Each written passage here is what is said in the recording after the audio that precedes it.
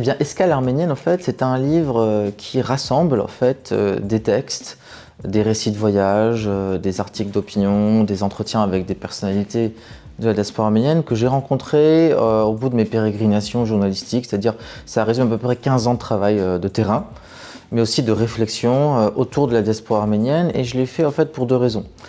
La première, c'est que je me suis rendu compte que la presse arménienne, c'est un constat de longue date, c'est la gardienne de notre mémoire collective.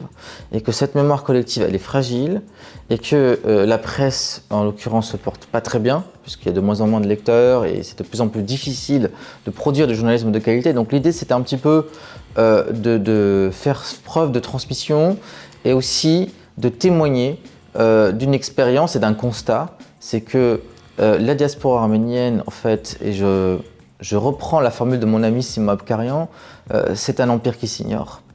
Et le monde arménien connaît de tels chocs, de tels bouleversements consécutifs depuis la guerre de 2020 que j'en suis venu à cette interrogation et ce constat qu'il est peut-être temps de penser à prendre soin de nous-mêmes, à prendre soin de nous-mêmes, aussi à nous prendre en charge plutôt que d'être toujours dans la réaction à des événements dont les tenants et les aboutissants nous échappent. Donc ce livre, Escale arménienne, c'est une manière, un outil qui permet donc de prendre connaissance et conscience de la richesse d'un monde arménien qui disparaît au Moyen-Orient, mais qui va renaître en Occident et qui va se transformer au gré donc des générations. Mais pour cela, il faut être outillé, et rien de mieux que la presse aussi pour transmettre des connaissances, des émotions, mais aussi pour œuvrer à une vision.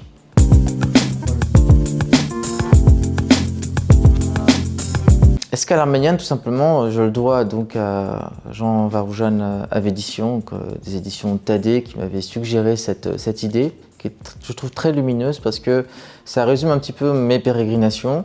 Le monde arménien, en fait, ne se limite pas à la République d'Arménie et à l'Artsakh martyrisé. Il y a aussi cette diaspora, ce monde arménien, en fait, au pluriel, qui essaime à la manière d'un archipel. En fait, il y a des petites îles. Le monde arménien, c'est un archipel, en fait, dans l'océan, qui ne sont pas connectés entre elles, qui ont chacune leur propre trajectoire, leur propre complexité, et aussi leurs âmes. Et ces âmes, c'est-à-dire, c'est les gens, c'est les artistes, les écrivains, les penseurs, la jeunesse, qui la font vivre, qui font vivre cet archipel.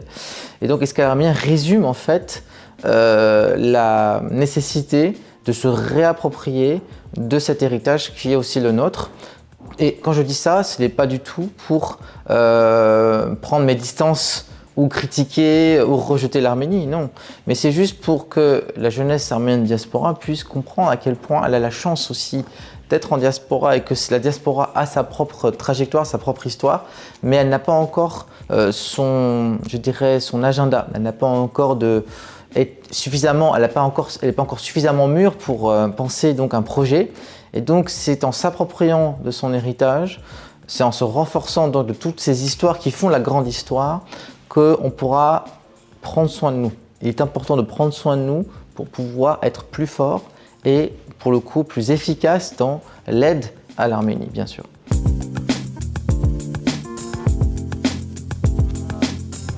Je pense qu'il ne faut pas qu'il soit effrayé par le volume du livre, parce que ce n'est pas du tout un essai, ce n'est pas un livre académicien, ce n'est pas un livre scientifique, pardon. C'est un livre qui recueille des fragments, donc il peut tout à fait commencer au milieu, à la fin, ne pas le finir, commencer par la fin, par le début. Il est divisé en plusieurs séquences, en plusieurs chapitres. Il y a un chapitre consacré à mes récits de voyage, donc que j'ai fait il y a une quinzaine d'années en Syrie, au Liban, en Arménie occidentale, à Constantinople. Il y a une partie consacrée à des portraits donc de gens que j'ai connus, dont une partie malheureusement n'est plus de ce monde. Donc c'est important pour moi aussi de les faire revivre à travers ces écrits.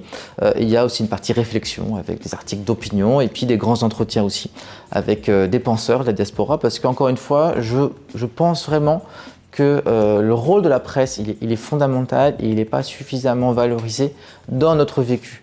Dans le vécu diasporique, en fait, être journaliste n'est pas seulement communiquer, analyser des informations. C'est faire le pont. C'est faire le pont entre la grande et la petite histoire. Et c'est aussi donner une cohérence et un fil conducteur à la complexité de ce monde arménien, aussi fascinant que dramatique. Mais mon propos n'est pas de se larmoyer sur ce qui n'existe plus, ce n'est pas non plus de pleurer sur le destin de l'Arménie, mais c'est faire œuvre de transmission. Parce que quand on a reçu une telle transmission, on a la responsabilité de communiquer, d'informer les jeunes générations qui n'ont pas connu ce monde pour qu'elles aussi puissent gagner en maturité et ne pas répéter forcément les erreurs de leurs aînés.